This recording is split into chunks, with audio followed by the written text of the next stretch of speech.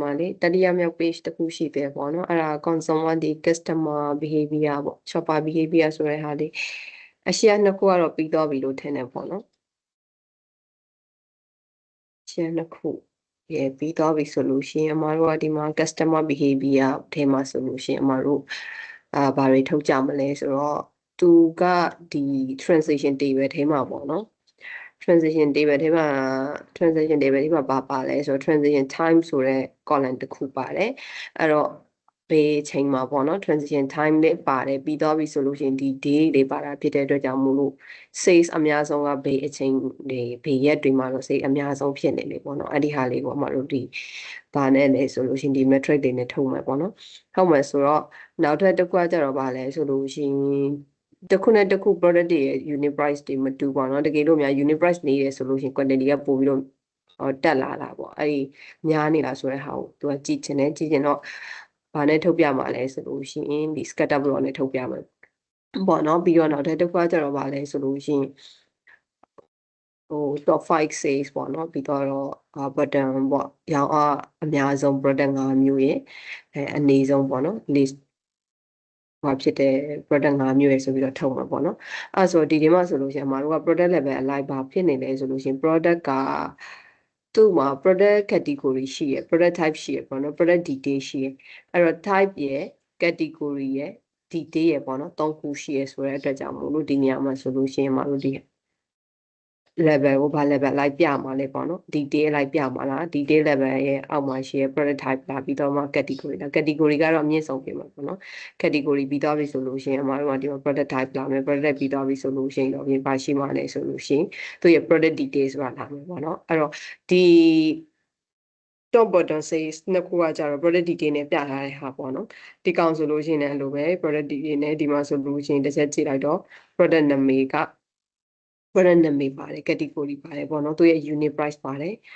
transaction ပါတယ်ပြီးတော့ပြီဆိုလို့ရှိရင် total sales ဆိုတာကတော့ဒီ revenue ပါတယ်ပေါ့နော်အဲဆိုတော့ unit price ကဒီ quantity transaction quantity ကို affect ဖြစ်လာဆိုတဲ့ဟာလေးကိုဒီမှာ scatter plot နဲ့ပြထားဆိုတော့မတို့ visual design ကတော့ဒီဟာရဲ့တော့တဲ့ပုံစံကတော့အတူတူပဲပေါ့နော်ဒါကမှဆက်ကြည့်အောင်အမတို့က measure တွေကတော့ဘာဖြစ်ပြီးသားပဲလဲဆိုလို့ရှိရင်လိုမဲဟာတွေအကုန်လုံးတော့ရေးထားပြီးသားရှိရပေါ့နော်ရေးထားပြီးသားရှိရဆိုတော့transition time ဆိုတဲ့ column မှာအမတို့လိုချင်တဲ့ဟာက transition time ဆိုတဲ့ column ကိုဒီမှာ table ဘက်ကိုတစ်ချက်သွားကြည့်လိုက်ပေါ့နော် table view ဘက်ကိုသွားကြည့်လိုက်တော့ transition time ကလိုပုံစံမျိုးလာတယ်ပေါ့နော်အဲ့ဒီဟာကိုအမတို့ day and time မဟုတ်ဘူးね time ဆိုပြီးတော့ပြောင်းလိုက် time ဆိုပြီးတော့ပြောင်းလိုက်တယ်ဆိုလို့ရှိရင်သူကဒီလိုပုံစံမျိုးဖြစ်နေအမားကကြတော့ဘယ်လိုလဲဆိုလို့ရှိရင်အတိအကျပဲလိုချင်တာဥပမာဆိုလို့ရှိရင်ဒီမှာတနာရီနဲ့58မိနစ်58မိနစ်14စက္ကန့် PM ပေါ့နော်အဲ့လိုမျိုးဆိုလို့ရှိရင်တနာရီနဲ့58မဟုတ်တော့ဘဲနဲ့အမ2နာရီဖြစ်သွားမှာအဲ့လိုပုံစံမျိုးပေါ့နော်တနာရီနဲ့58ထားပါတော့6နာရီ59ဆိုလို့ရှိရင်လည်းအဲ့ဒီတိုင်းပဲပေါ့နော်ဒီထဲမှာ format အရာအဲ့လိုပုံစံမျိုးတော့မယ်တနာရီဆိုပြီးတော့တနာရီယူလိုက်တယ်ဆိုလို့ရှိရင်ရတယ်ပေါ့နော်မဟုတ်ဘဲနဲ့2နာရီတနာရီ58ဆိုလို့ရှိရင်2နာရီနဲ့ဟောဖြစ်သွားပြီဖြစ်တဲ့အတွက်ကြောင့်မလို့2နာရီ58ဆိုပြီးထား2နာရီဆိုပြီးတော့ထားလိုက်မယ်ပေါ့နော်အဲ့တော့ format တစ်ခုယူရမယ်ဒီ transition time တွေကနေအမတို့ကဘာကိုဝေးထုတ်မှလဲဆို minute တွေကိုမယူပေါ့နော် hours တစ်ခုကိုပဲဘာလို့မှလဲဆိုလို့ရှိရင် hours တစ်ခုကိုပဲဆွဲထုတ်မှဖြစ်တဲ့အတွက်ကြောင့်မို့လို့ဒီထဲမှာတစ်ချက်လောက်ကြည့်ကြအောင်ပေါ့နော်အတိအကျအဲ့လိုမျိုးဆွဲထုတ်မှာပေါ့9:32ဆိုလို့ရှိရင်သူကဘယ်နာရီလဲဆို9နာရီပေါ့နော်ဒီထဲမှာဆိုလို့ရှိရင်3နာရီဆိုလို့ရှိရင်ကြာတော့အမတို့15နာရီပေါ့နော်ဒီဟာဆိုလို့ရှိရင်ကြာတော့54ဆိုလို့ရှိရင်ဘာဖြစ်သွားပြီလဲဆိုတော့4နာရီလောက်4နာရီဆိုပြီးတော့အဲ့လိုပုံစံမျိုးနဲ့တောင်းမယ်ဆိုလို့ရှိရင်မတို့ format မှာ data format ပုံစံပြောင်းအောင်မယ်ပေါ့နော်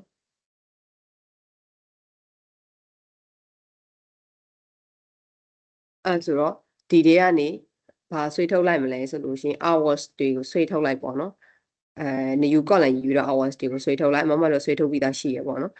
ပြီးတော့ပြီဆိုလို့ရှိရင်ဒီ hours column တခုပါပြလို့ယူထားရလဲဆိုတော့သူ့ကို sorted လုပ်ချင်လို့ sorted မလုပ်ဘူးဆိုလို့ရှိရင်သူကမထွက်ကြောက်တောက်ထွက်နေမှာပေါ့နော် sorting စီပြီးသားမဟုတ်ဘူးနဲ့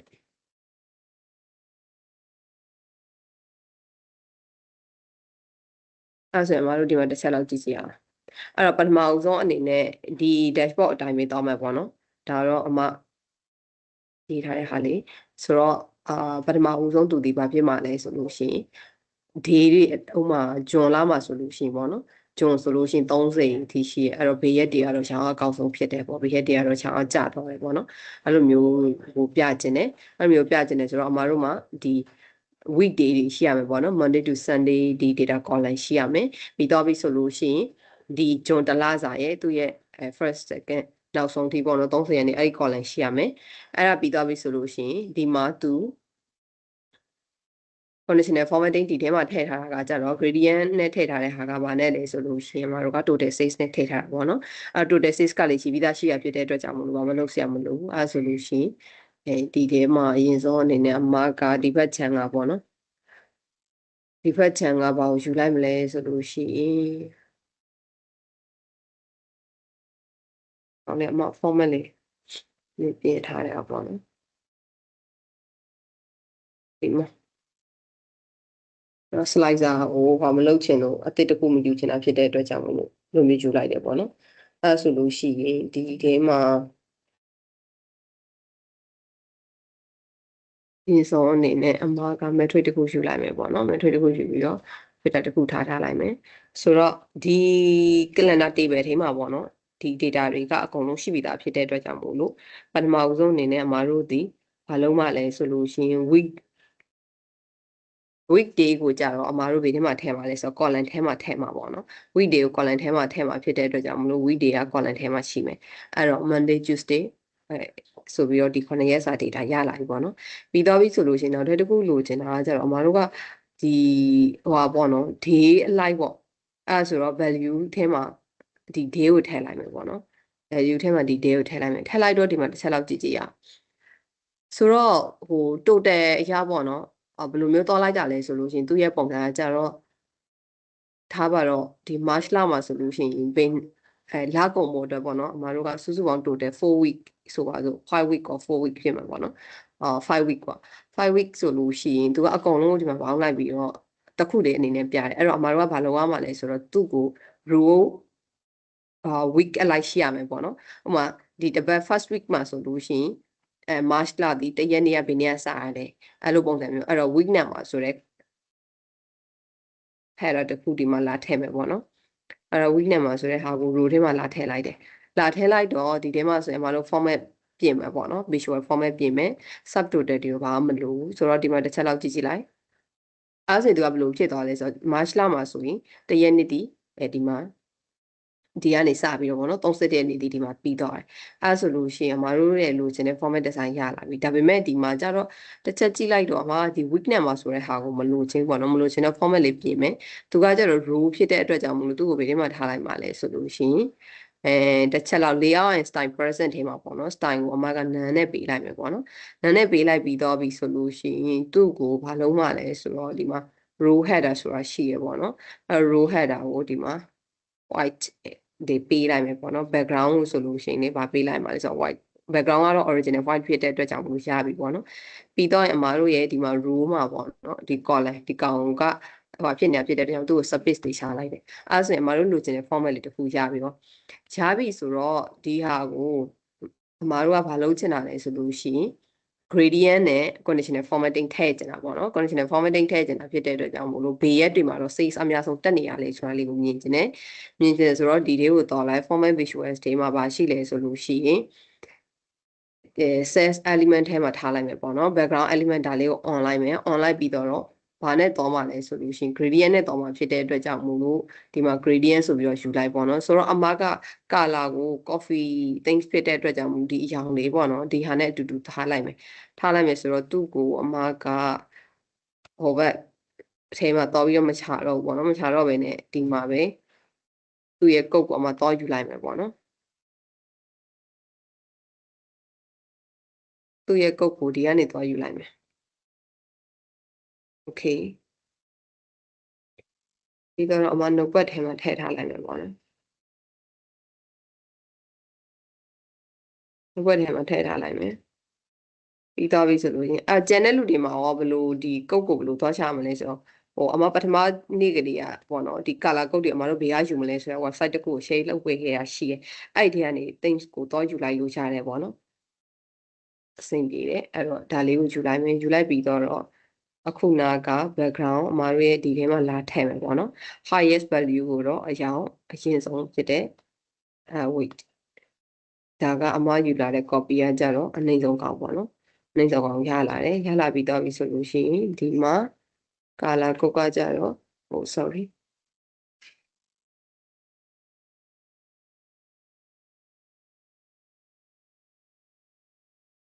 ဒီမှာ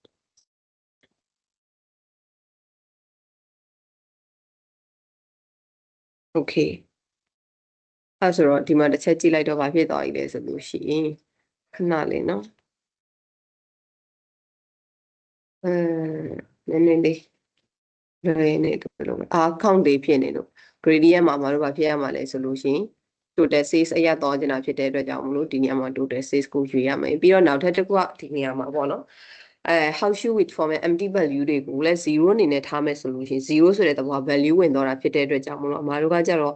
color ဘာမှမဖြစ်ချင်ဘူးပေါ့နော်အဲ့တော့ don't format ဒီတိုင်းပဲ black အနေနဲ့ပဲထားခဲ့ချင်တာပေါ့နော်သူရဲ့ logo origin အတိုင်းပဲဘာဖြစ်လို့လဲဆိုတော့ဒီ March မှာတရက်နေ့ဒီဘက်ကနေစရလဲဆိုတော့ဒီကနေစတယ်ပေါ့နော်ဒီအရှိရ2ရက်ကကြတော့မတို့မှာမရှိတော့ဒီကောင်လေးကို black အနေနဲ့ထားခဲ့ခြင်းနဲ့ဒီမှာလည်းအဲ့လိုပဲဒီ2ရက်ကိုကြတော့ format ထားခဲ့ခြင်းတာဖြစ်တဲ့အတွက်ကြောင့်ဒီတိုင်းထားခဲ့အဲ့ဒါပြီးသွားပြီဆိုလို့ရှိရင်ဒါကကြတော့daily ပုံစံမျိုးပေါ့နော်ဒီတစ်လလုံးရဲ့သူ့ရဲ့sales time peak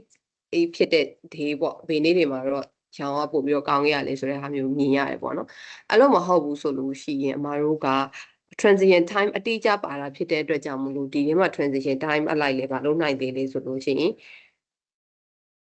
ကျမတို့ပြင်ပြီးတော့ထုတ်လို့ရတယ်ပေါ့နော် visual design ဆိုတော့ဒီပါပဲ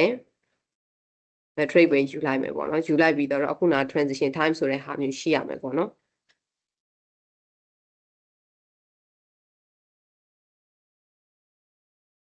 အဲ့ဒါဆိုရင်ဒီ day ကနေအမတို့က transition time မှာ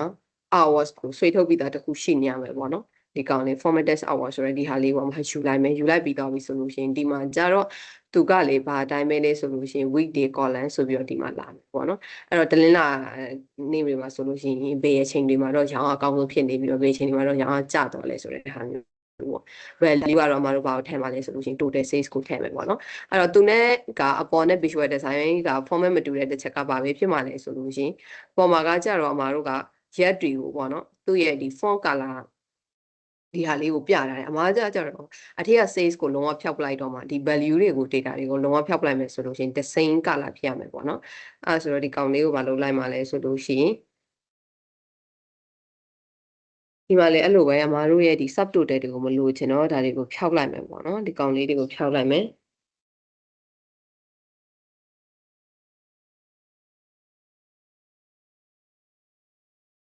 အဲ့ဒါဆိုရင်ဒီနေ့မှာ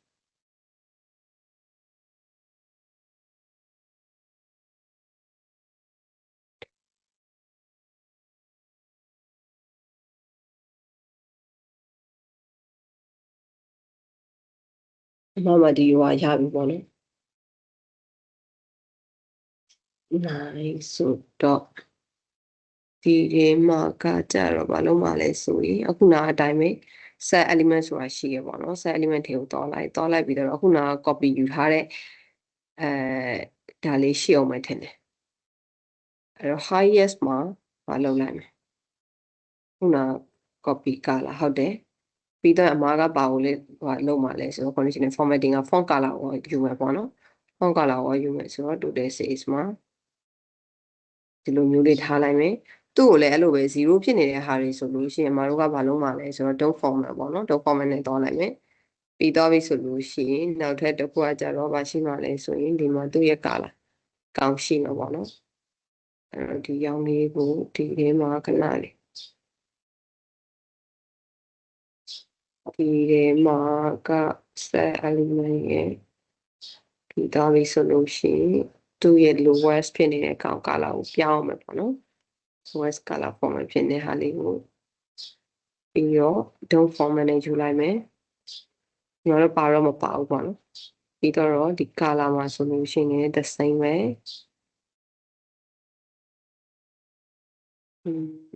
ဒီထဲမှာဆိုလို့ရှိရင် okay အဲ့ဆိုတော့အမလိုချင်တဲ့ format ရပြီပေါ့နော်အဲ့တော့ header နာမည်ကိုဒီနားလေးမှာ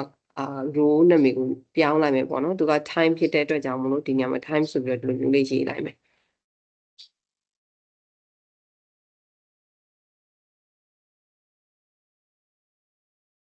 ပြီးတော့သူတို့နှစ်ခုကိုကshape တစ်ခု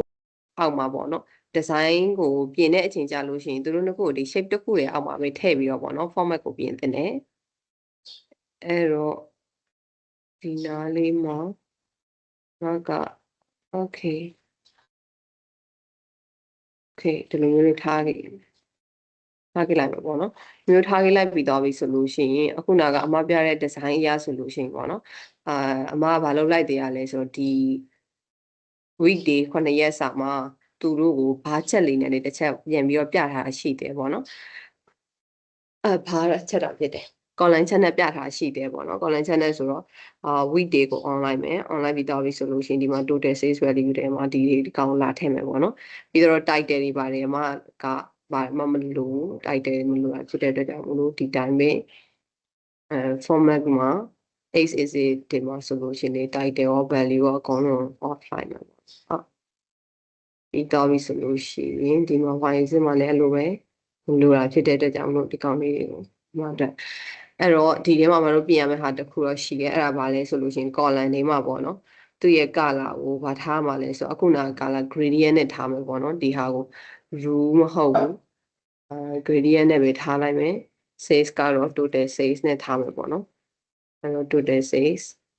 values lowest ကကြတော့အခုနာကကောက်က copy ကူးပြီးသားရှိရော copy ထည့်လိုက်မယ်ပြီးတော့ပြီဆိုလို့ရှိရင်အပေါ်က color ယူလိုက်မယ်ပေါ့နော်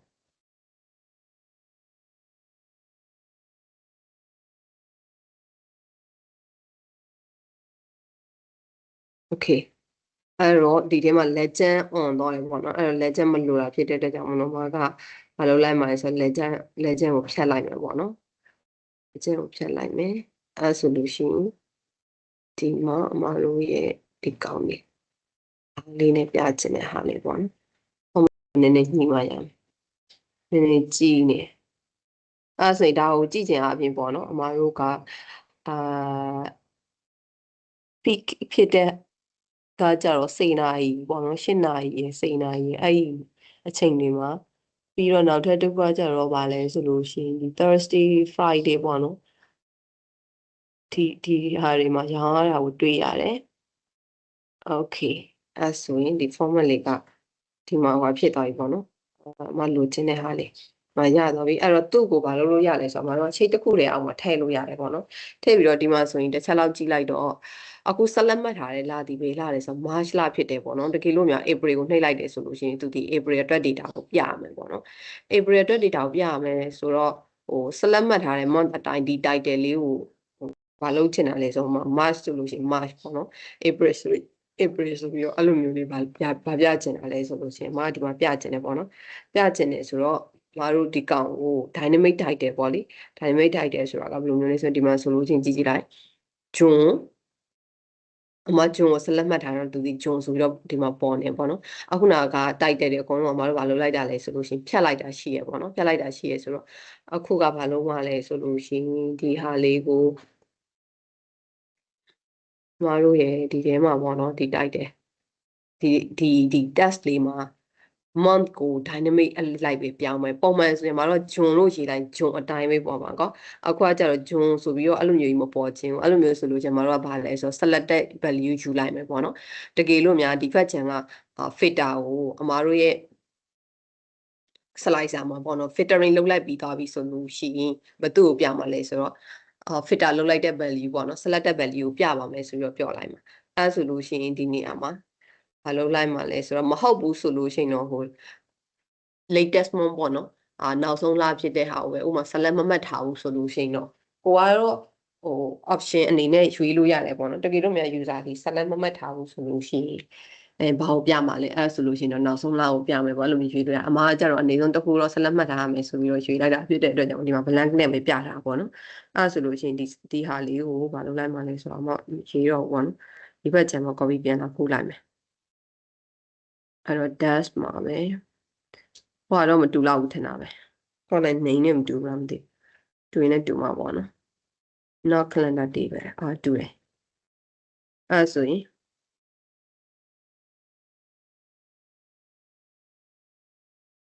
ဒီမှာမလုပ်လိုက်မှလည်းဆိုတော့ title online ပဲပေါ့နော် title online ပြီးတော့ဒီ test ကိုပါရွေးလိုက်မှလည်းဆိုလို့ရှင် fee value ဖြစ်တဲ့ mod dynamic ဆိုပြီးတော့ဒီဟာလေးကိုရွေးပေးလိုက်မယ်ပေါ့နော်အဲ့ဆိုရင်ဒီမှာပါလဲဆိုတော့အခုကအမအမေကို select မှတ်တာဖြစ်တဲ့မေဆိုပြီးတော့ပြနေ title အရင်ကြီးနေတော့ဘာလုပ်လိုက်မလဲဆိုလို့ရှင်ဒီ title ကိုအမဟုတ်ပေးလိုက်မယ်ဆိုတော့ကြည့်တော့တစ်စေဆိုရင်သေးတော့နော်โอเคပြီးတော့သူ့ကို center ကိုပို့လိုက်မယ်ပေါ့နော်ပြီးတော့ task color ကကြတော့အမကဒီရောင်လေးထားလိုက်မယ်ဘာလေးမထားခြင်းโอเคအဲ့ဆိုရင်ဒီမှာ time နဲ့ပတ်သက်တဲ့ဒီ visual ကထုတ်တာရသွားပြီပေါ့နော်ရသွားပြီဆိုတော့နောက်ထပ်တစ်ခုအနေနဲ့မှာတော့ဗာလဲဆိုလို့ရှိရင်ဒီ unit တွေကပေါ့နော် transition quantity ကို fat ဖြစ်လာဆိုတော့ visual ဟာလေး visualize လုပ်မယ်ဆိုတော့ဒီထဲမှာ scatter shot တွေကိုတောင်းလိုက်မယ်ပေါ့နော် scatter shot ကိုတောင်းဖို့အတွက်ကအမတို့မှာ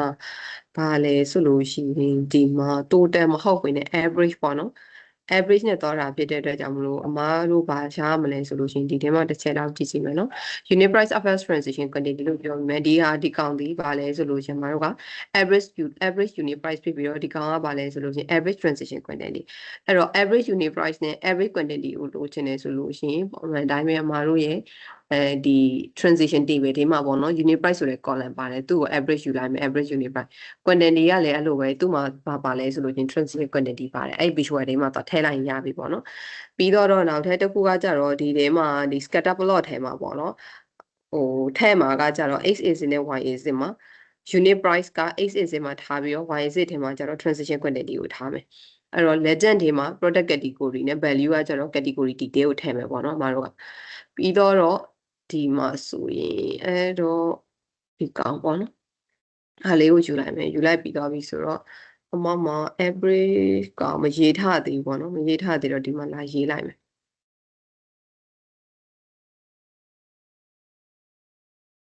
AVG unit price ဆိုပြီးယူလိုက်မယ်ပေါ့နော် AVG unit price AVERA average unit price ဒါလေးယူလိုက်မယ်ရှိရတဲ့ရှိရလားဝဲရှိတယ်ရှိနေဆိုတော့အမမရေးတော့ဘူးနောက်ထပ်တစ်ခုယူလိုက်မယ် average ပြီးတော့ average quantity average quantity ကကြတော့ AVG QTY AVERA Q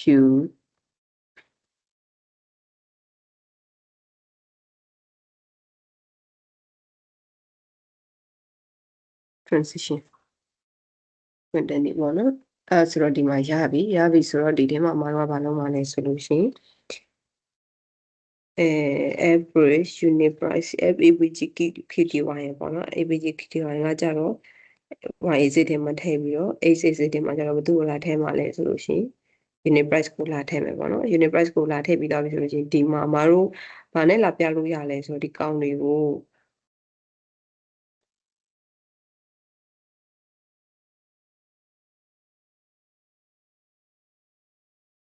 နားလေးနော် unit price က transition average unit price ဒါလေးနဲ့ပြလိုက်မယ်ပြီးတော့ပြီဆိုလို့ရှိရင်နောက်ထပ်တစ်ခုကပါလာမှလဲဆိုတော့အမတို့ရဲ့ transition table တွေကိုတောင်းလိုက်ပေါ့နော်တောင်းလိုက်ပြီးတော့ပြီဆိုလို့ရှိရင်မတို့ကဘာရှိလဲဆိုတော့ product category ရှိရယ် product category ကဒီထဲမှာ legend ထဲမှာပေါ့နော် product category ရှိမယ်ပြီးတော့ value ထဲမှာကျတော့မတို့က product category တစ်ခုချင်းစီမှာပါလဲပါရှိမှလဲဆိုတော့သူ့ရဲ့product detail ရှိရယ်ပေါ့နော် product category ရဲ့အောက်မှာ product detail ကိုအမဒီကောင်ကနေဆွဲထုတ်လိုက်တယ် product type ကိုဆွဲမထုတ်တော့ဘူးပေါ့နော်ပြီးတော့ပြီဆိုလို့ချင်း size ကိုကြတော့ဘာနဲ့ပြမှာလဲဆိုတော့ size ဘယ်လောက်တက်နေလဲဆိုတော့ total size နဲ့ပြမှာဖြစ်တဲ့အတွက်ကြောင့်မို့လို့သူလိုချင်တာကဘာပဲတစ်ခုရဲ့အောက်မှာဒီထဲမှာပေါ့နော် size ဒီလိုမျိုးလေးပြလိုက်မယ်ပြလိုက်ပြီးတော့ဒီမှာဆိုရင်ပေါ့နော်okay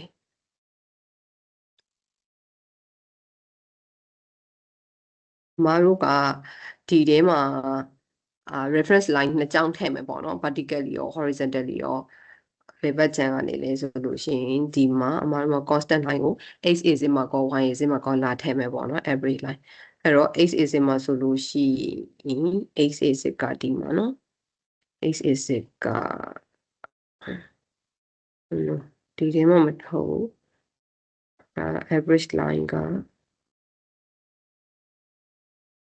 okay unit price အရာ average line ပေါ့နော်ခေါင်းစဉ်ဒီကောင်ကိုကြတော့အမကABG unit price လို့ထည့်လိုက်မယ်ပေါ့နော် small letter နဲ့ပဲရေးလိုက်မယ် ABG unit price ပြီးတော့သူ့ကိုဒီဟာလည်းပဲထည့်မယ်ပေါ့နော် transparency ဘာမလို့တော့ဘူး dash နဲ့ပဲထားခဲ့မယ်front glass ဆိုတော့ behind နောက်မှာထားလိုက်မယ်ပြီးတော့ data level တက်မှာပေါ့နော်အဲ့တော့ data level ကကြတော့နှစ်ခုဘယ်ဘက်ခြမ်းမှာလဲဆိုလို့ရှိရင်အမတို့က right ဘက်ခြမ်းမှာထားမယ်ပေါ့နော်ဟိုဘက်ဆိုလို့ရှိရင်ရှုပ်သွားလို့ right ဘက်ခြမ်းရင်ပြီးတော့နောက်ထပ်တစ်ခုက data value ကနှစ်ခုလုံးကိုထည့်မယ်ပေါ့နော် average unit price display unit ကကြတော့ဗာလဲဆိုလို့ရှိရင်လမ်းရဲ့ဒီထဲမှာ decimal ကိုအမကနှလုံးလောက်ပြီးထားလိုက်မယ်ပေါ့ decimal နှလုံးလောက်ပြီးထားလိုက်မယ် color things ကိုလည်း the same ဒါနဲ့အတူတူပေးလိုက်မယ်ပြီးတော့ပြီဆိုလို့ရှိရင်အခုနောက်ထပ် reference line တစ်ခုယူမယ်ပေါ့နော်နောက်ထပ်တစ်ခုကလည်း average line ပဲယူမှာပဲဒါပေမဲ့အဲ့ဒါကကြတော့ quantity အတွက်ကိုသွားမယ်ဟာပေါ့အဲ့တော့နောက်ထပ် new line တစ်ခုယူလိုက်တယ်ဒီကောင်ကကြတော့ဗာလဲဆိုလို့ရှိရင် AVG QTY ပေါ့နော် average quantity transaction ပြီးတော့သူကကြတော့ဗာရလဲဆိုလို့ရှိရင်ဒီ QTY ရတော့မယ်ဟာပေါ့okay အဲ့ဆိုရင် line color လေးကိုလည်းဒီဟာနဲ့ design ပေးမယ်ပေါ့နော်အခုနာကအတိုင်းပဲပုံစံဒီ format တွေတူတူပဲအဲ့တော့သူ့ကိုကြတော့ဘာလို့လိုက်မှာလဲဆိုလို့ရှိရင်ဒီသူ့လေး data လိုက်မှာအောင်မယ်ပေါ့နော်အဲ့ဘက်ချမ်းပါပဲ data value မဟုတ်ဘူးပို့နိုင်မယ်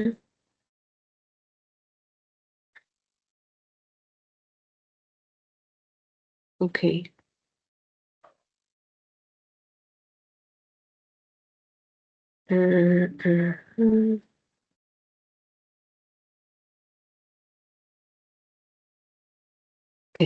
အဲ့ဆိုလို့ရှိရင်မတို့မှဒီမှာ title လေးတစ်ခုပြင်ရအောင်မှာပေါ့နော် title ကကြတော့သူကဘာကိုပြောချင်တာလဲဆိုလို့ရှိရင်ဒီဟာလေးကအရေးကြီးတယ် how unit price က affect transition quantity ပေါ့နော်ဒီဟာရဲ့ SCC ရအောင် transition QTY ဆိုပြီးတော့ရှိလိုက်မယ် unit price affect transition quantity အဲ့ဆိုလို့ရှိရင်ဒီမှာဒါလေးရသွားပြီပေါ့နော်ရသွားပြီဆိုတော့နောက်ထပ်တစ်ခုကသူ visualize လုပ်ချင်တာကကြတော့top product နဲ့ bottom product ပေါ့ top product နဲ့ bottom product ကဟိုဒီမှာလုပ်ချင်တာဖြစ်တဲ့အတွက်ကြောင့်မလို့အမကဘာလုပ်လိုက်မှလဲဆိုလို့ရှိရင်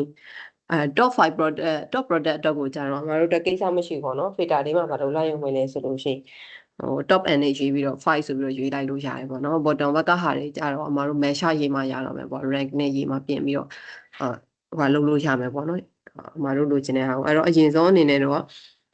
ဒီမှာ metric တစ်ခုယူလိုက်မယ်ယူလိုက်ပြီးတော့ဒီထဲမှာအမတို့ကဘာအရလဲဆိုတော့ product level ဒီ type ရဲ့ category ရဲ့ detail ရဲ့ဆိုပြီးတော့ရှိရပေါ့နော်အမတို့က top 5 product ကိုဘာရပြချင်တာလဲဆိုတော့ product detail ဒီ detail level အရာကိုဘာလုပ်ချင်တာလဲဆိုလို့ရှိရင်သူ့ကိုပြချင်တာပေါ့နော်အဲ့တော့ product detail ရပြီပြီးတော့ပြီဆိုလို့ရှိရင်ဒီဘက်ခြမ်းမှာနောက်ထပ် visual ဒီမှာပါချင်တဲ့ဟာကပေါ့နော်ဒီ metric တွေမှာမပြချင်တဲ့ကောင်ကဘာကိုပြချင်တာလဲဆိုလို့ရှိရင်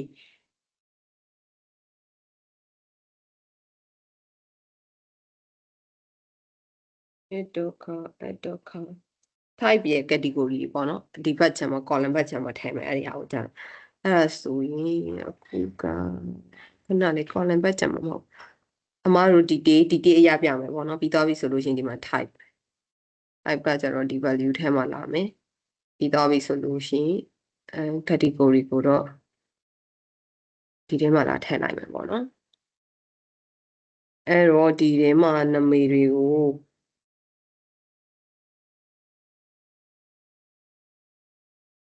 ပြီးတော့ရင်အမားတို့အတွက်ကအဓိက ကဒီကောင်ပေါ့နော် value ထဲမှာ total sales လာမယ် sales မှာ previous month ရဲ့ sales ကိုပြကျင်တာဖြစ်တဲ့အတွက်ကြောင့်မလို့ဘာလို့လိုက်မှာလဲဆိုလို့ရှိရင် previous month ရဲ့ sales ကိုယူလိုက်မယ်ပေါ့နော် previous month ရဲ့ sales ကိုယူလိုက်တယ်ပြီးတော့အရှိလာနဲ့နိုင်ကြည့်မယ်ဆိုလို့ရှိရင်ပေါ့နော် percentage ဘယ်လောက်တူတက်လာလဲဆိုတဲ့ဟာမျိုးအဲ့လိုမျိုးလေးပြကျင်တယ်ဆိုလို့ရှိရင်အမှားတို့ကပါရှိတယ်ဆိုလို့ရှိရင်ဒီမှာဒီ CFC ဆိုတဲ့ဟာ wait ဒီကောင်ရှိရပေါ့နော် previous month ရဲ့ sales ကိုဒီမှာတွက်ထားတဲ့ဟာလေးရှိရ sales ဘယ်လောက်တက်လာလဲဆိုတဲ့ဟာလေးအဲ့ဆိုလို့ချင်းဒီကောင်လေးကမှပြလိုက်မှာပေါ့နော်ပြလိုက်ပြီဆိုလို့ရှိရင်ဒီမှာအမှားတို့အတွက်မလိုတဲ့ဒီကောင်လေး format design လေးနည်းနည်းပြောင်းလိုက်မယ်ပေါ့နော်ပြောင်းလိုက်ပြီးတော့ဒီနာမည်ကိုကြတော့အမှားဘာလို့ပေးမှာလဲဆိုလို့ရှိရင် product ပေါ့နော် PRODUCT product ဒီကောင်ကကြတော့ product type ပေါ့နော် PRODUCT product type ရဲ့ TYPE product type ရဲ့ပြီးတော့ဒီကောင်ကကျတော့ product category လာမယ်ပေါ့နော် product category လာမယ်ဒီကောင်ကကျတော့ဘာလာမှာလဲဆိုလို့ရှိရင် sales လာမယ်ပေါ့နော် sales လာမယ်ဒီကောင်ကကျတော့ previous month ရဲ့ sales ပေါ့နော်ဒါကကျတော့ percentage change ဆိုပြီးတော့ဒီကောင်ကိုဘာပေးလိုက်မှာလဲဆိုလို့ရှိရင် percentage change ဆိုပြီးတော့ဒီလိုမျိုးလေးပေးလိုက်တယ်အဲ့ဒီမှာ top product ကိုဝေလိုချင်တာဖြစ်တဲ့အတွက်ကြောင့်မို့လို့အမှတို့ကtitle ဟိုထဲမှာပေါ့နော် table မှာ title လေး online မယ် title ထဲမှာပါရေးလိုက်မလဲဆိုလို့ရှိရင် top performance product တို့ top performing product ဆိုပြီးတော့ရေးနေရတယ်ပေါ့နော်အဲ့တော့ top product by sales ဖြစ်ဖြစ်အဲ့လိုမျိုးရေးနေရတယ်ကိုယ့်ဟာကိုအဆင်ပြေတယ်လို့ရေးပေါ့နော်အမှားက top performing product ဆိုပြီးတော့ထုတ်လိုက်မယ်ထုတ်လိုက်ပြီးသွားပြီဆိုလို့ရှိရင်ဒီကောင်ကိုဒီထဲမှာပေါ့နော်wait အမှားတို့ filter online မယ်ဒီ filter တွေမှာမပြချင်တာဒီပါလဲဆိုတော့ product က top product ဖြစ်တဲ့အတွက်ကြောင့်ငါကိုယ်ကစိတ်ကူကြိုက်တဲ့ဟာပြပါเนาะအဲ့တော့အမက top product ကို5မျိုးပြလိုက်5မျိုးပြလိုက်မယ်ဆိုတဲ့အတွက်ကြောင့်ဒီထဲမှာ sales အရာပြချင်တာပေါ့နော် sales အရာပြချင်တော့ဒီ sales ကို less than greater than ဒီထဲမှာခဏလေးเนาะ okay product ရဲ့ဒီကောင်ပေါ့နော်ဒီဟာအရာ product detail အရာကိုပြချင်တာအဲ့တော့ basic filtering မဟုတ်ဘူး top and ပေါ့နော်အဲ့တော့ဘယ်လောက်လဲဆိုလို့ရှိရင်ငါကူဘာရလဲဆိုလို့ရှိရင်အမားတို့က total sales အရာပေါ့နော် total sales အရာဆိုပြီးတော့ဒီကောင်လေးကို filtering online ပဲအဲ့ဆိုလို့ရှိရင်ဒီမှာဟာပေါ့နော် top performing product 5မျိုးဒီထဲမှာထွက်လာတယ်ပေါ့နော်အဲ့ဆိုလို့ရှိရင်အခုဒီထဲမှာအမားတို့ဒီ percent change ဆိုတဲ့ဟာကိုလည်းဘာလို့လို့ရသေးလဲဆိုလို့ချင်း conditional format ထည့်လိုက်ပေါ့နော် plus ဖြစ်နေတဲ့ဟာဆိုလို့ရှိရင်တော့ပြင်ဟို green လေးနဲ့ပြလိုက်ပေါ့ minus ဖြစ်နေတဲ့ဟာဆိုလို့ရှိရင်တော့ပြင် red လေးနဲ့ပြလိုက်နီအောင်လေးနဲ့ပြလိုက်ပေါ့နော်အတက်အကျအဲ့ဒီဟာလေးအဲ့ trend လေးဒီကောင်လေးကိုလေးပြလို့ရသေးတယ်အခု top performing product ကရပြီဖြစ်တဲ့အတွက်ကြောင့်မို့လို့အမားကဘာလို့လိုက်မှလဲဆိုလို့ရှိရင် bottom performing product ပေါ့နော် bottom performing product ကိုလိုချင်တယ်ဆိုတော့ဒီမှာ top image ရအောင် top image ရောမတို့ကဘာရေးမှရမှာလဲဆိုလို့ရှိရင် measure ရေးမှရမှာ measure ရေးမှရမယ်ဆိုတော့ဒီထဲမှာပေါ့နော် measure တစ်ခုရေးလိုက်မယ်အဲ့တော့အဲ့လိုမျိုး sorting စီဖို့အတွက်ပေါ့နော် measure ကို measure ဘယ်လိုရေးကြမလဲပေါ့အဲ့တော့နာမည်ကိုအမဘာလို့ပေးလိုက်မှလဲဆိုလို့ရှိရင် bottom says PRODUCT product ဆိုပြီးတော့ပေးလိုက်မယ်ပေါ့နော် bottom say product ဆိုပြီးတော့အမတို့က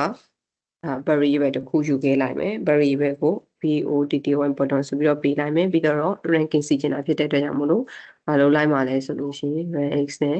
စီလိုက်မယ်ပေါ့နော်ဘာရလဲဆိုလို့ရှိရင် product detail ကိုအမားတို့က total revenue ရစီချင်တာကို product detail ကို total revenue ရစီချင်တာဖြစ်တဲ့အတွက်ကြောင့်မလို့သူ့ရဲ့ဘယ်သူ့ကိုခေါ်မှလဲဆိုလို့ရှိရင် transition table ထဲမှာရှိရဲ့ product detail เนาะဒီ detail ရကိုဒီဘက်ခြမ်းမှာလေးတောထားဖြစ်တဲ့တဲ့ဒီ detail ရပဲမတို့က sorting စီမှာအဲ့တော့ဘယ်သူ့ကိုလဲဆိုလို့ရှိရင်ဒီမှာ total ခဏလေးเนาะ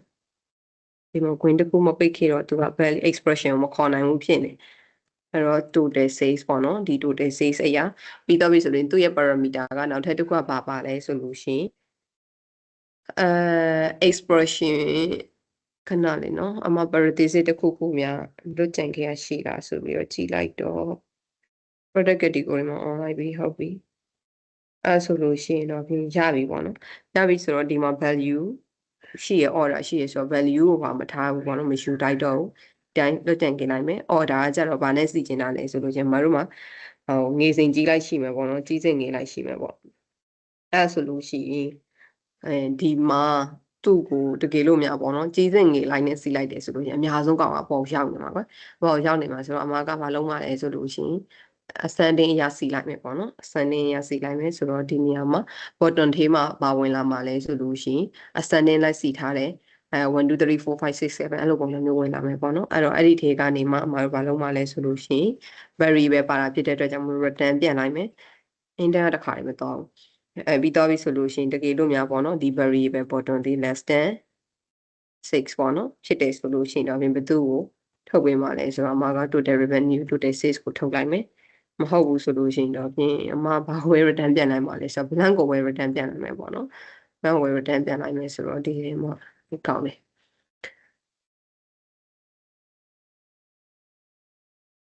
အဲ့တော့ဒီတွေကနေ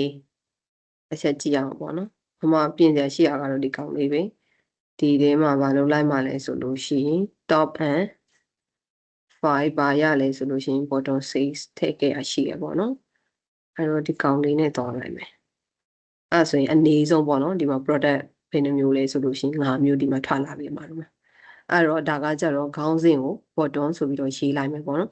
ဆိုတော့အဲ့လိုပြောလို့ bottom sales product တစ်ခုတည်းကိုပဲဟိုဟာနဲ့ရေးမှလားပေါ့ measure နဲ့ရေးမှလားဟိုကောင်ရေးလို့မရဘူးလားဆိုရတယ် measure နဲ့ရေးလိုက်တဲ့ result နဲ့ဟိုဘက်ကျမှ filtering လုပ်ပြီးတော့ top m နဲ့ရေးထားတဲ့ဟာနဲ့အတူတူထွက်ရမယ်ပေါ့နော်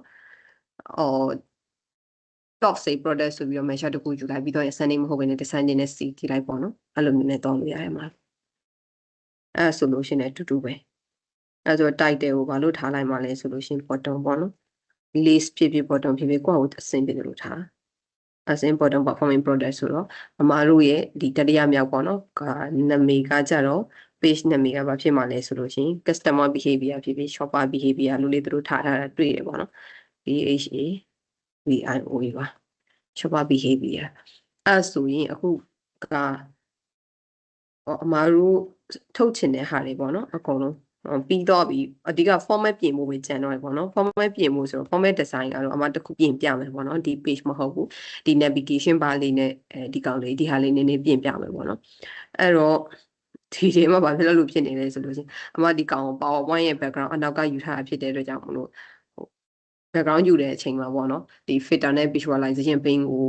off လုပ်ထားတော့ format ကဒီပုံစံဒီလိုမျိုးဖြစ်နေအဲ့ဆိုတော့အခုဒီ navigation ဘာလေးထည့်ကြည့်မယ်ပေါ့နော် navigation ဘာလေးထည့်ကြည့်မယ်ဒီ menu လေးဒီဟာလေးထည့်ခြင်းနဲ့ဆိုတော့ overview ရဲ့ monthly sales ရဲ့ဘာရဲ့ရှိမှလဲဆိုတော့ customer behavior ရဲ့ရှိမယ်မှာအဲ့ဆိုအဲ့ဒီအတွက်ကိုမှဘေးကောင် design ပြင်ပြီးကြည့်မလဲဆိုတော့ဒီ monthly sales ကိုပြင်ကြည့်မယ်ပေါ့နော် monthly sales ကိုပြင်ကြည့်မယ်ဆိုတော့ဒီထဲမှာက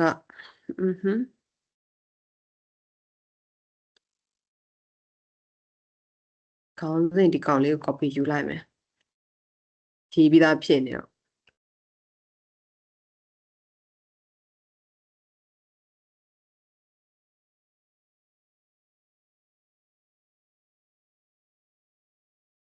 ကောင်းယူထားရလို့ထင်တယ်နော်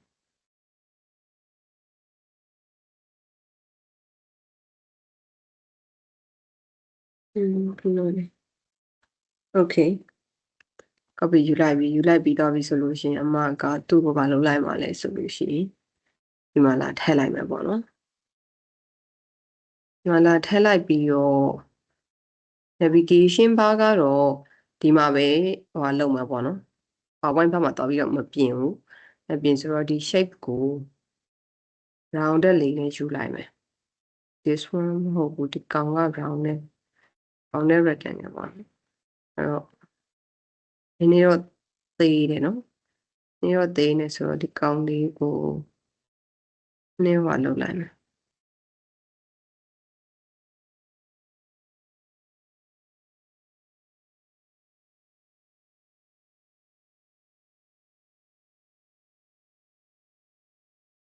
ရုပ်ဒါတွေပေါ့အမှဒီ shape တွေကိုဖြတ်လိုက်မှာဖြတ်လိုက်ပြီးတော့ဒီကောင်ကိုဘာလုပ်လိုက်မှာလဲဆိုလို့ရှိရင်ဒီကောင်ကိုနည်းနည်းလေးရှုံးလိုက်မယ် okay တော့ဒီကောင်လေးကိုလည်းနည်းနည်းရှောင်းလိုက်မယ်ပေါ့နော်။အနေနဲ့ဆို okay အဲ့ဆိုရင်ဒီမှာ navigation bar လေးကိုနည်းနည်းချိန်လိုက်မယ်။အဲ့ပြီးတော့အမားက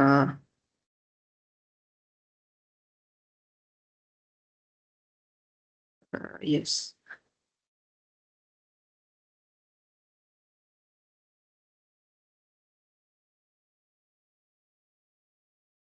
အဲ့တော့ဟိုကလုံးမှာပေါ့နော်ကာလာကမစမ်းစားတတ်တော့ဘူးဆိုတော့ကာလာလေးနည်းနည်းလေး COO ကာလာ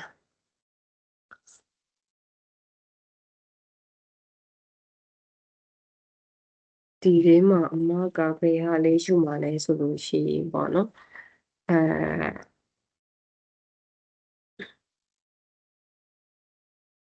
ဒီဟာလေးဒီကာလာလေး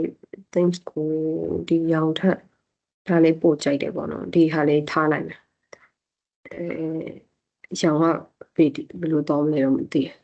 အဲ့တော့ဒီက format shape တွေကိုသွားလိုက်ပြီးသွားပြီဆိုလို့ရှိရင်အမတို့ကဘာရှိမှလဲဆိုတော့ဒီထဲမှာပေါ့နော် style တွေမှာဒီကောင်လေးဒါလေးနဲ့ထားလိုက်မယ်အရင်အစိမ်းရောက်ဖြစ်နေတယ်လို့ပဲ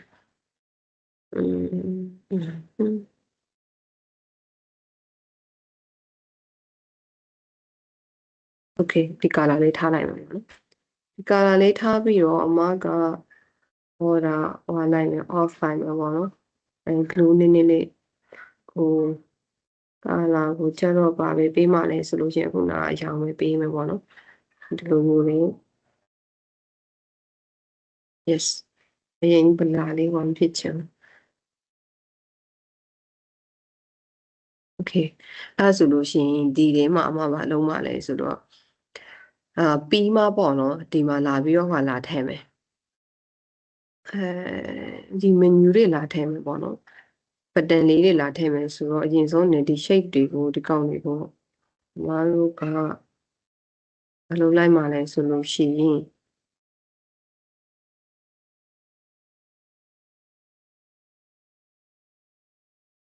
ဒီကောင်ကိုအမ screenshot အရင်ယူလိုက်မယ်ပေါ့နော်ဒီဟာလေးကို screenshot အရင်ယူလိုက်မယ် screenshot အရင်ယူလိုက်ပြီးတော့ဒီကနေစလိုက်မယ်ဒီကနေစလိုက်မယ်ပေါ့နော်ဒီထီပေါ့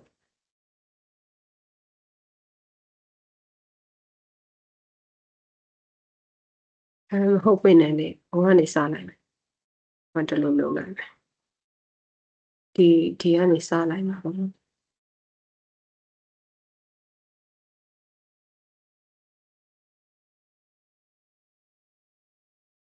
အမားတို့ကဒီထဲမှာပေါ့နော် canvas setting တွေကိုဝင်ပြီးတော့သူ့ရဲ့ size ကိုကြည့်ပြီးတော့တောင်းရင်နေရတယ်ဒါပေမဲ့အမားကဒါကကြတော့မြန်တာဖြစ်တဲ့အတွက်ကြောင့်မလို့ဒါနဲ့သွားလိုက်မယ်ပြီးတော့ PowerPoint ထဲဖွင့်လိုက်မယ်ပေါ့နော်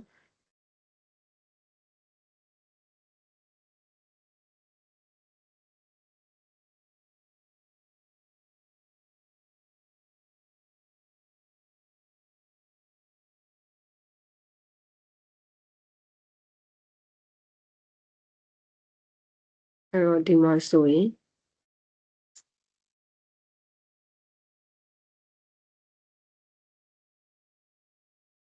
ဟိုမှာကဒီဟာပေါ့နော်ဒီဟာဆိုတော့သူ့ရဲ့ size ကိုတစ်ချက်လောက်ကြည့်လိုက်အောင်သူ့ရဲ့ size ကကျတော့ဒီမှာ canvas ထဲမှာsetting မှာ6ကိုပေါ့နော်21,180920,180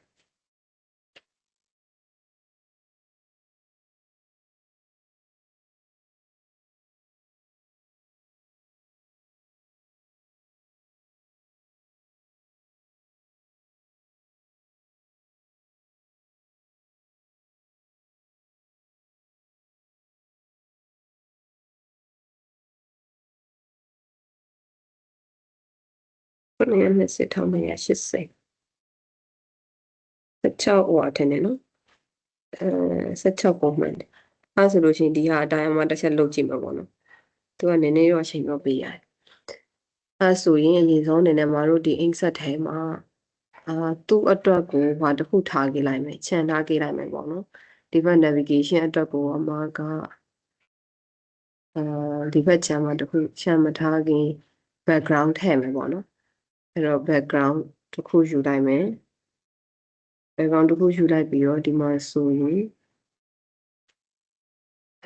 ဒီကောင်အပြည့်ထည့်လိုက်မယ်ပေါ့နော်အပြည့်ထည့်လိုက်ပြီးတော့ပြီဆိုလို့ရှိရင်ခဏ back ကိုပို့လိုက်မယ် back ကိုပို့လိုက်ပြီးတော့ color ကကြတော့အမကဒီရောင်က light ဖြစ်တဲ့ color ဘက်ကိုတော့မှဖြစ်တဲ့အတွက်ကြောင့်မို့လို့ဒီဟာလေးယူလိုက်မယ်ပေါ့နော်ဒီကောင်လေးယူလိုက်မယ်အဲ့ပြီးတော့ပြီဆိုလို့ရှိရင်ဒီထဲမှာဒီ shape ကို shape ဆွဲမှာမိုးကလာအုပ်စုထဲမှာဘယ်သူ့ကိုယူမှာလဲဆိုတော့ခုနကယူလိုက်တော့ဒီကုတ်လေးကိုယူလိုက်မယ်ယူလိုက်ပြီးတော့ပြီဆိုလို့ရှိရင်အောက်လိုင်းကတော့မရှိဘူးเนาะ no outline okay အဲ့ဒါပြီးတော့အခုဘာလုပ်မှာလဲဆိုလို့ရှိရင်ဒီဘက်ကျန်က navigation အတွက်ကိုက shape တစ်ခုဒီတိုင်းအလွတ်ထားပေးလိုက်မယ်ပေါ့နော်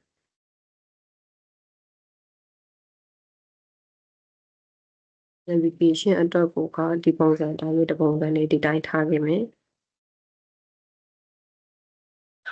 ဒီကောင်ကိုမယူတော့ဘူးပေါ့နော်ဟိုဘက်ချက်မှာရှိပြီးသားဖြစ်တဲ့အတွက်ကြောင့်ဒီဟာလေးကိုတော့မယူတော့ဘူးဟိုမှာတပုံစံလေးယူမှာဖြစ်တဲ့အတွက်ကြောင့်အဲ့ဒါမဲ့ဒီကောင်ကို copy ယူလိုက်မယ်ဟိုမှာ round နဲ့ပဲယူလိုက်မယ်ပေါ့နော် round နဲ့ယူပြီးတော့သူ့ကိုဘာလုပ်မှလဲဆိုလို့ရှိရင်ဒါကတော့မြင်တယ်ဒီဟာလေးကကြာအဲ့ဒါပြီးတော့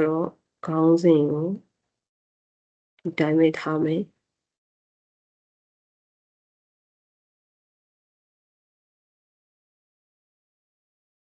round နဲ့မယူချင်းလေးရတယ်ပေါ့နော်ကိုယ့်ကိုအဆင်ပြေနေတော့ယူလို့ရတယ်အမကတော့ဟာနဲ့ပဲ round နဲ့ပဲယူလိုက်မယ် round နဲ့ယူပြီးတော့သူ့ရဲ့ background color themes ကိုကြတော့အခုနာက background ကိုဒါနဲ့ပေးခဲ့လိုက်တယ်ပေါ့နော်သူ့ရဲ့ background ကိုကြတော့အမကဒီဟာလေးပေးလိုက်မယ်ပေါ့နော် background ကကြတော့ဒီထဲမှာ shape ဆွဲလေးမှရှိရယ်ဟို color ထဲမှာအခုနာကဒီထဲမှာယူပါတဲ့ဟိုရှိရပေါ့နော် okay ဒီ color လေးယူလိုက်တယ်ပြီးတော့ပြီဆိုလို့ရှိရင်မလုပ်လိုက်မှလဲဆို no outline ရယ်ပြီးတော့အဖတ်ထဲမှာမလုပ်လိုက်မှလဲဆိုလို့ရှိရင်အမက shadow နဲ့မရှိ shadow reflection နဲ့မတော်ချင်ပေါ့နော်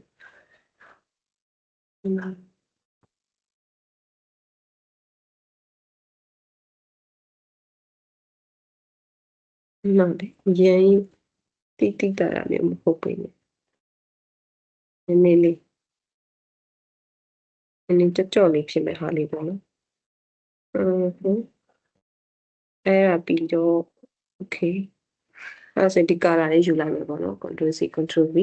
ပြီးတော့ဒီဘက်ချမ်းမှာလည်းအဲ့လိုပဲဒီ visual အတွက်ကိုဒီဟာဝဲထည့်မယ်ပေါ့နော်ဒီဟာဝဲထည့်မယ်ဆိုတော့သူကဘေးထီလဲဆိုလို့ရှိရင်no not this one ဒီကဆရာလောက်ထိပေါ့နော်နည်းနည်းလေးတော့အချိန်တော့ယူအောင်မယ်အမမြန်မြန်လေးလှုပ်လိုက်မယ်ပေါ့နော်ပြီးတော့ပြီဆိုလို့ရှိရင်အပေါ်ကကတ်တွေကိုလည်းမထိစေနဲ့ပေါ့နော်အဲ့တော့ control C sorry ဒီဟာဟောပဲဒီမှာရှိမှာပေါ့နော်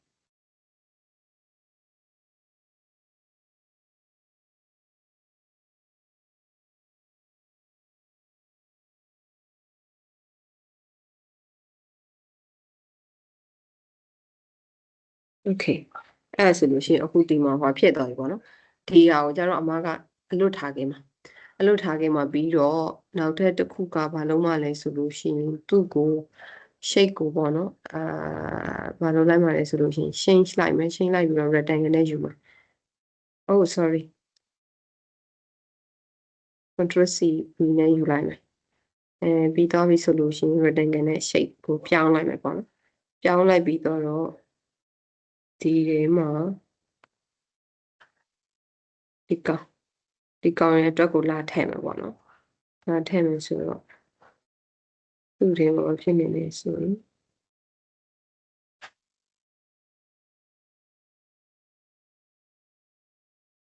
ရန်တော့မညီနေဘူးเนาะဟောဘက်မှာကလေးကမှတော့နည်းနည်းတော့ပြင်နေရပြီးတော့ဒီမှာလည်းအဲ့လိုပဲ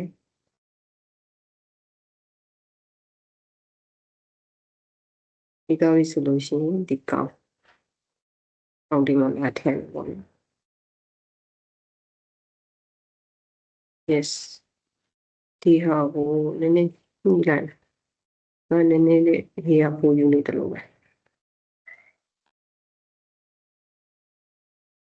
okay ပြီးတော့သူ့ကိုနည်းနည်းဒီခါပို့လိုက်ကြပြီပေါ့နော်ရပြီဆိုတော့အမကဒီပုံကအမတော့ဘာဖြစ်တော့ဘူးလဲဆိုတော့မလိုတော့ဘူးဆိုတော့ဖြတ်လိုက်မယ်ပေါ့နော်အဲ့တော့ဒီပဲဒီ format အတိုင်းပဲဒီလိုမျိုးလေးသွားလိုက်မယ်အနောက်ကကာလာကနည်းနည်းလေးအရှောင်ကတော့ဘာဖြစ်နေမတူဖြစ်နေဒီကာလာလေးတော့ဆိုရင်တော့သူပြောင်းလေးနိုင်လာပေါ့နော်အဲဆိုရင်ဒီထဲမှာဟုတ်ဒစိမ့်ဖြစ်သွားကာလာဒစိမ့်တော့မတော့ချင် background နဲ့သူနဲ့အကြတော့လေတူပဲဒီကာလာလေးဆိုရင်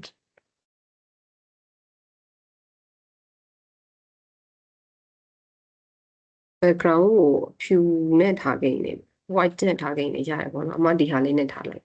ပြီးတော့ပြီဆိုလို့ရှိရင်သူ့ကိုမလုပ်လိုက်မှလဲဆိုတော့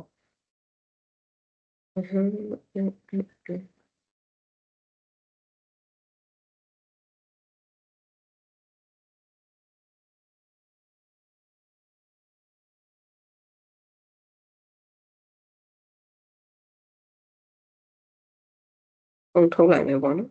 အဲ့တော့ right click ထားပြီးတော့ရင် save as picture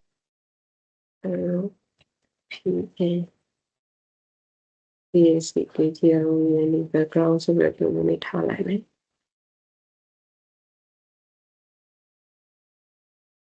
အဲ့ဆိုလို့ရှိရင်ဒီထဲမှာလာထည့်မယ်ပေါ့နော်အမဒီထဲမှာ canvas ထဲမှာလာလုံးမှလဲဆိုလို့ရှိရင်သူ့ရဲ့ wallpaper ကိုဒီဘက် channel လာထည့်လိုက်မယ်ပေါ့နော်အဲ့တော့ background ထဲမှာdocument ထဲမှာပဲထည့်မယ် background ဆိုပြီးတော့အမရေးထားပြီ download ထဲမှာအဲ့ဒီတော့ okay ဒီကောင်အဲ့ဆိုအမဒီမှာထည့်လိုက်ပြီပေါ့နော်ထည့်လိုက်ပြီဆိုတော့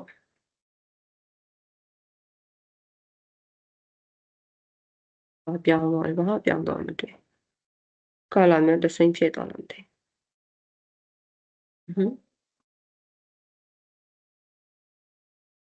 background တစ်ခုပဲပါလာတာ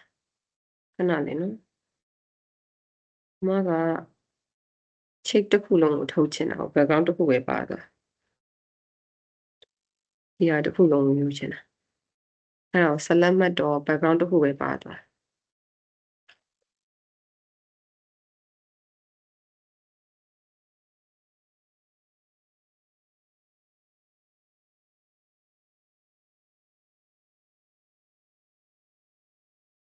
အဲ့ဆိုလို့ချင်းဒီကနေဟောလုပ်လိုက်မယ်ပေါ့နော်အမ export လိုက်မယ်ပို့လိုက်ပြီးတော့ change file type ရယ်PNG နဲ့ထုတ်လိုက်မယ်ပေါ့နော်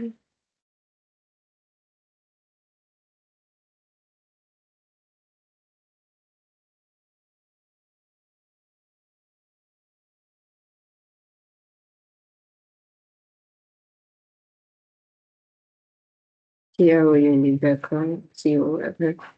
ဒီ coffee shop ဆိုလို့ထည့်လိုက်မယ် just this one okay အဲ့ဒါပြီးတော့try ကြည့်လိုက်မယ်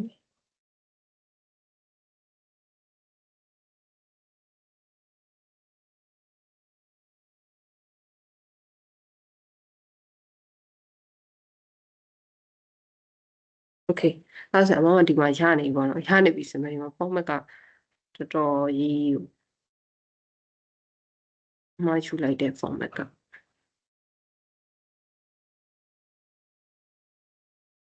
screenshot ယူတဲ့ဟာ site ကသေးသွားတယ်သေးတော့ဒီပုံစံအတိုင်းပဲထွက်လာ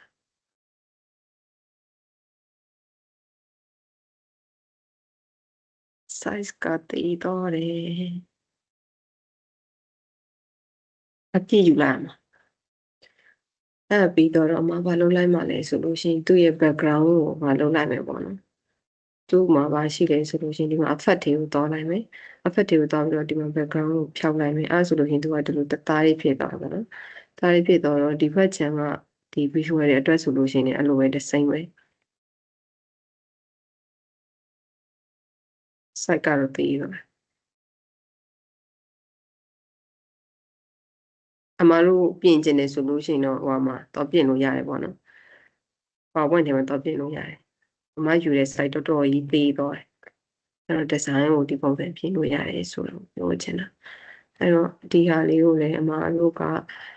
အထွက်ထိမှာပေါ့နော် background ကို offline အဲ့ဆိုလို့ရှိရင်သူကဒီထဲမှာတားရဖြစ်တော့ပေါ့နော်ပြီးတော့နောက်တစ်ခုကမရှိမှလဲဆိုလို့ရှိရင်ဒီဟာတွေပေါ့နော်ဒီကောင်လေးကိုဆိုလို့ရှိရင်မတို့ဒီထဲမှာလာထည့်လို့ရတယ်သူကတော့ okay လိမ့်မယ်သူတို့တွေကတော့ okay လိမ့်မယ်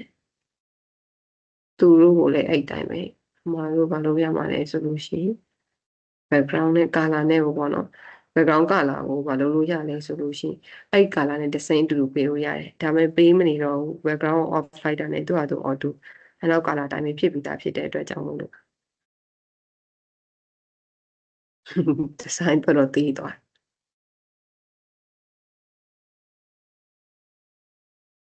ဒါပေမဲ့ design ကိုပေါ့နော်ပြင်မယ်ဆိုလို့ရှိရင်တော့ပြင်ဒီလိုပုံစံမျိုးပြင်ပါတယ်မ screen shot နဲ့ဟိုဘက်ကျန်မထည့်ရနဲ့ဘာတိမဖြစ်တော့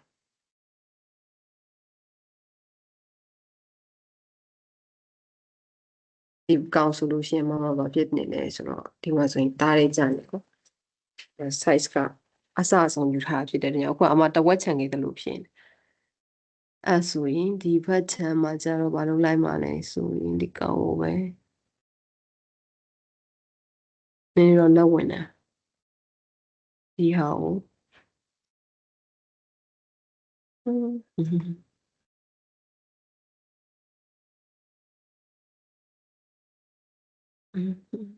โอเค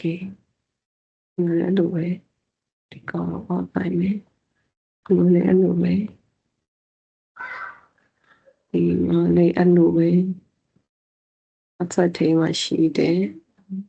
background ကို offline မယ်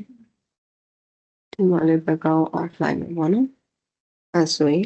ဒီထဲမှာပါရလာပြီလေဆိုတော့မတို့လိုချင်တဲ့ format လေးဒီထဲမှာလာထည့်လိုက်မယ်ဒီကောင် site တော်တော်ကြီးနေ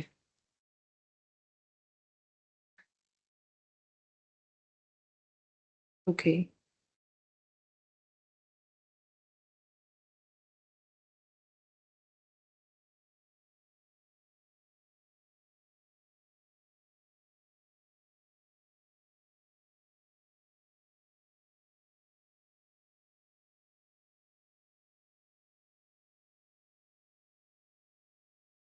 size နည်းနည်းသေးလိုက်မယ် okay အဲ့ပြီးတော့ဒီဟာကိုဒီ size သေးလိုက်မယ်ပေါ့နော်နည်းနည်း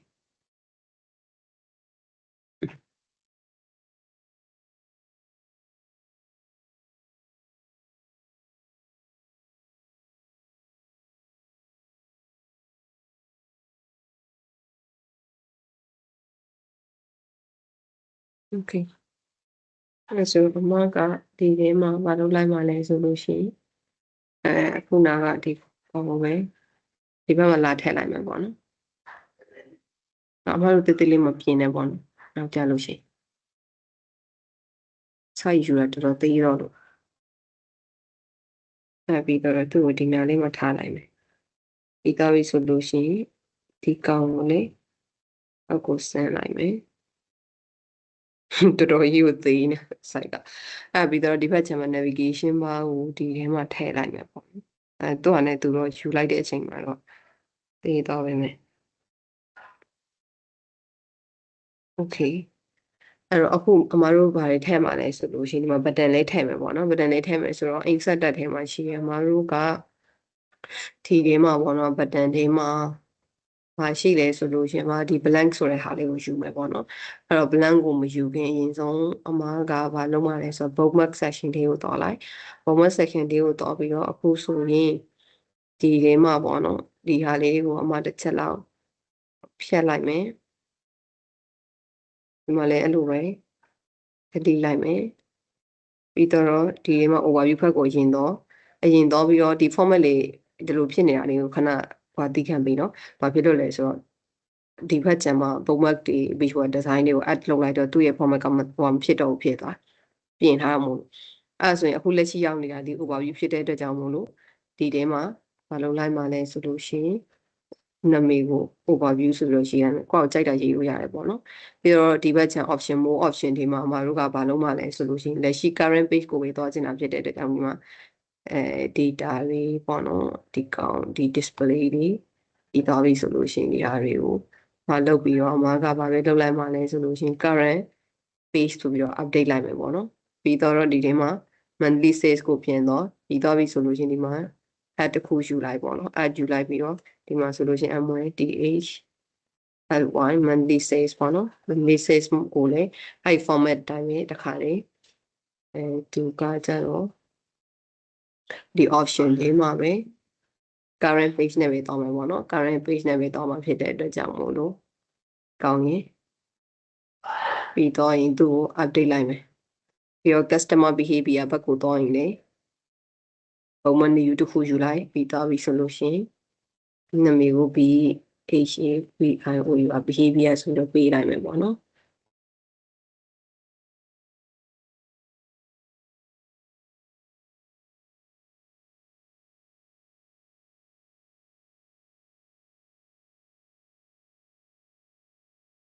ပြီးတော့သူ့ကိုလည်း update လိုက်မယ်ပြီးတော့ပြီဆိုလို့ရှိရင်မတို့ရဲ့ဒီဘက်ချက်မှာ navigation bar မှာပေါ့နော်အမဒီဘက်ချက်မှာပြတာကောက် menu ကိုအပေါ်မှာပြရင်လည်းရတယ်ကိစ္စမရှိဘူးအဆင်ပြေတယ်လို့ကြိုက်တဲ့နေရာမှာကြိုက်တယ်လို့ပြပေါ့နော်အဲ့ဒါပြီးတော့ပြီဆိုလို့ရှိရင်ဒီမှာမလုပ်လိုက်မှလဲဆိုတော့ format ကကြည့်လိုက်အောင် okay okay ပါအဲ့ပြီးသွားပြီဆိုလို့ရှိရင် insert တက်ထဲကိုသွားလိုက်မယ်ပေါ့နော် insert တက်ထဲကိုသွားလိုက်ပြီးတော့အမက button ထဲမှာဘယ်သူ့ကိုယူမှာလဲဆိုတော့ blank ကိုယူလိုက်မယ် blank ယူလိုက်ပြီးတော့ဒီ button ကိုလေးပေါ့နော်မလုပ်လို့ရလဲဆိုလို့ရှိရင် format တွေပြင်လို့ရသေးရဲ့ကိုယ့်ကိုဟို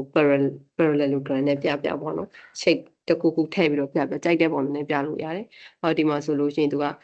ဒီ button ဖြစ်တဲ့အတွက်ကြောင့်မလို့ button မှာဆိုလို့ရှိရင်ပေါ့နော်သူရဲ့ state action ပေးလို့ရမယ်ခြင်းမရှိရ default action ရှိရ hover ရှိရ press ရှိရ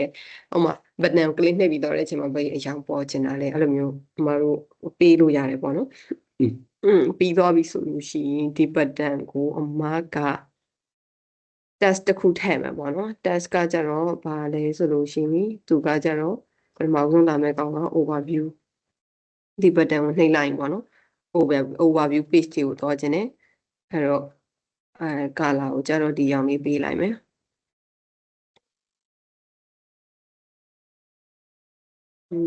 border တွေမပါဘဲနဲ့ထားလိုက်မယ်ပေါ့နော်ထားလိုက်ပြီးတော့ action on လိုက်မယ်ဒီ button ကို click နှိပ်လိုက်တယ်ဆိုလို့ရှိရင်တော့ပြင်သူဒီ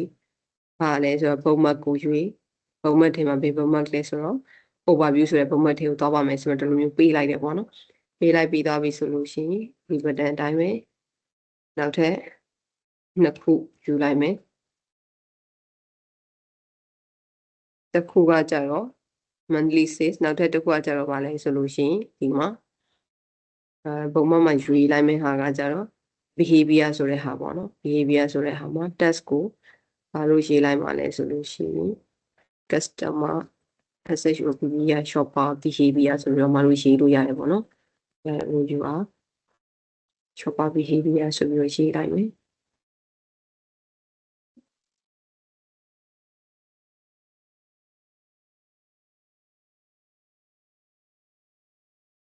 နား site ကနေနေပါဖြစ်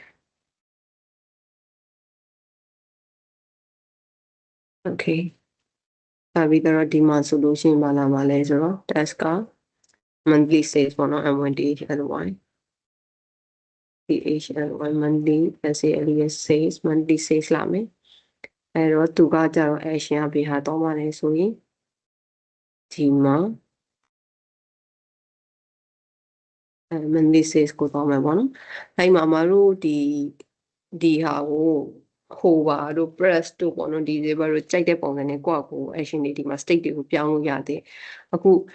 ဒီ button ကို control click နဲ့နှိပ်လိုက်တယ်ဆိုလို့ရှိရင်တော့မြန်မာတို့က overview ဆိုတဲ့ဒီ page ကိုသွားမယ်ပေါ့နော်အဲဆိုရင်အခု overview page ကိုမှတို့ရောက်သွားပြီပေါ့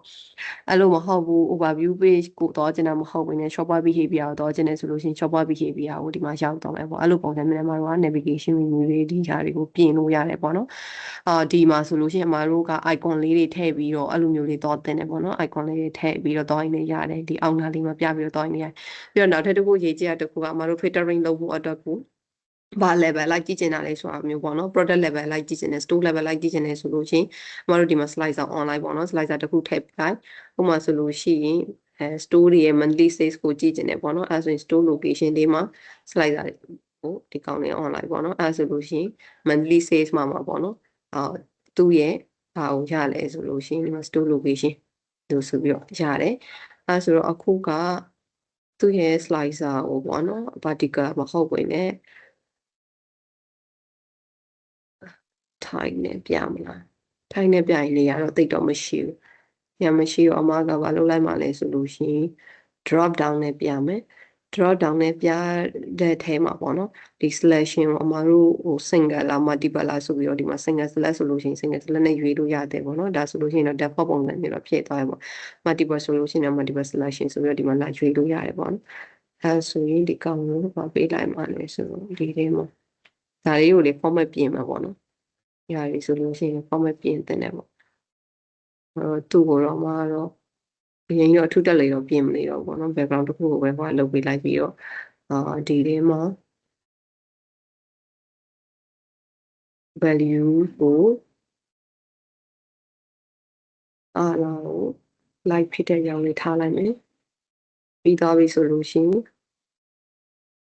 သူ့ရဲ့ header ကိုလည်း like ဖြစ်တဲ့ရောင်လေးထားလိုက်မယ်ပေါ့နော်ပြီးတော့ product level လိုက်ကြည့်ချင်တယ်ဆိုလို့ရှိရင်မတို့ဘာလုပ်မှလဲဆိုတော့ဒီမှာ product ဆိုပြီးတော့ဒီမှာထည့်လိုက်ပေါ့နော် icon လေးတွေပါလေးထည့် icon လေးတွေပါလေးထည့်ဆိုလို့ရှိရင်ပို့ပြီးတော့အမတို့ကြည့်ရတာကိုကောင်းတယ်ပေါ့နော် product က product category မဟုတ်ဘဲနဲ့ product type နဲ့ပြလိုက်မယ်ပေါ့နော်အဲ့တော့ဒါဆိုရင် product type ပေါ့ store location လို့မရေးဘဲနဲ့ဒီကောင် store ဆိုပြီးတော့ရေးပြီးတော့ဒါကကျတော့ product ဆိုပြီးတော့ရေးလိုက်ပေါ့နော်အဲ့တော့ဒီ navigation bar ဒီ page 3ခုလုံးမှာတစ်စိမ့်ဖြစ်တဲ့အတွက်ကြောင့်မလို့ဒီကောင် copy ယူပြီးတော့ကျန်တဲ့ဟာတွေမှာတော့ထည့်လိုက်နေဖြစ်တယ်မှာလို့အဲ့ဆိုလို့ရှိရင်ဒါကတော့ဟို design make over လုပ်တဲ့အဆင့်ဆင့်လေးတွေပေါ့နော်အမတို့ဒီထက်ပိုပြီးတော့လှအောင်လေးတော့ပြီးတော့လို့ရတယ်အခုအမယူတဲ့ design တော်တော်လေးဒီမှာနည်းနည်းလေးဟိုဖြစ်သွားမညီဘူးဖြစ်သွားပြီပေါ့နော်ဒီဘက်ချန်ဒီပုံစံပေါ့ဒါဆိုလို့ရှိရင်အမကဒီ format လေးပေါ့နော်ဒီလို format လေးပေါ့ icon လေးတွေပါတယ်အများကြီးထည့်လို့ရသေးပြီးတော့နောက်ထပ်တစ်ခုကပါလဲဆိုလို့ရှိရင်ဒီမှာ clear slider ဆိုတဲ့ဟာကလေဘယ်လိုမျိုးလဲဆိုတော့အခုအမတို့ slider နှစ်ခုထည့်ထားတယ်မလား slider နှစ်ခုထည့်ထားတော့ဥပမာ slider တစ်ခုကို ဆက်လက်မှတ်လိုက်တယ်ပေါ့နော် filter လုပ်လိုက်တယ်အဲ့ဒီဟာကိုဟိုတစ်ချက်တင်နေပေါ့နော်အခုက slider 3ခုရှိရပေါ့နော် month ရဲ့ store ရဲ့ product category ရဲ့ဒီ3ခုကိုဘာလုပ်ချင်တာလဲဆိုတော့အမအနေနဲ့တစ်ချက်တင်နေ clear slider လုပ်ချင်တယ်ဆိုလို့ရှိရင်အမတို့ဘာလုပ်လို့ရလဲဆိုတော့ button တက်ထည့်လို့ရတယ်ပေါ့နော် clear slider ဆိုပြီးတော့ထည့်လို့ရတယ်